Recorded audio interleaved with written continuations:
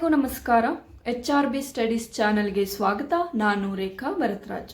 ನಾವು ಅಧ್ಯಯನ ಮಾಡ್ತಾ ಇರೋದು KPSC ಮತ್ತು KEA ಕಡೆಯಿಂದ ಕಂಡಕ್ಟ್ ಮಾಡುವಂತಹ FDA, SDA, ಗ್ರೂಪ್ ಸಿ ಪರೀಕ್ಷೆಗಳಿಗೆ ಉಪಯೋಗವಾಗುವಂತಹ ಕನ್ನಡದ ವಿಷಯದ ಬಗ್ಗೆ. ಹಿಂದಿನ ತರಗತಿಗಳಲ್ಲಿ ನಾವು ಕವಿಗಳ ಕಾವ್ಯನಾಮಗಳನ್ನು ಅಧ್ಯಯನ ಮಾಡಿದ್ವಿ. ಇವತ್ತು ನಾವು ಕವಿಗಳ ಆತ್ಮಚರಿತ್ರೆಯ ಬಗ್ಗೆ ತಿಳಿದುಕೊಳ್ಳೋಣ. ಅದಕ್ಕಿಂತ ಮುಂಚೆ ಯಾರು ನಮ್ಮ ಚಾನೆಲ್ನ ಸಬ್ಸ್ಕ್ರೈಬ್ ಮಾಡಿಲ್ಲ, ಪ್ಲೀಸ್ ಸಬ್ಸ್ಕ್ರೈಬ್ ಮಾಡಿ, ಲೈಕ್ ಮಾಡಿ, ಶೇರ್ ಮಾಡಿ. ಕವಿಗಳು ಮತ್ತು ಅವರ ಆತ್ಮಕಥೆ ಅಥವಾ ಆತ್ಮಚರಿತ್ರೆ.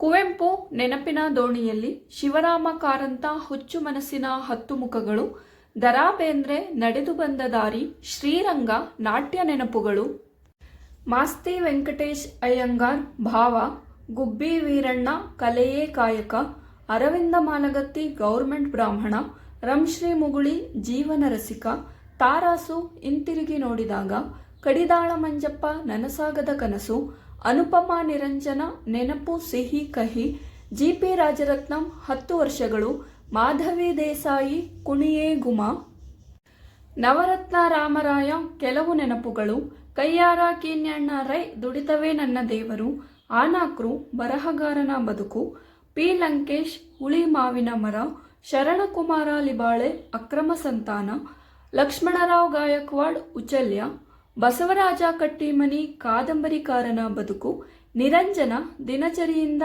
ರಾಜಧಾನಿಯಿಂದ. ಇದಿಷ್ಟು ಕವಿಗಳ ಆತ್ಮಚರಿತ್ರೆ. ಮುಂದಿನ ಸಂಚಿಕೆಯಲ್ಲಿ ಇದರ ಮುಂದುವರಿದ ಭಾಗವನ್ನು ನೋಡೋಣ. ವಿಡಿಯೋ ನೋಡಿದ್ದಕ್ಕಾಗಿ ಎಲ್ಲರಿಗೂ ಧನ್ಯವಾದಗಳು.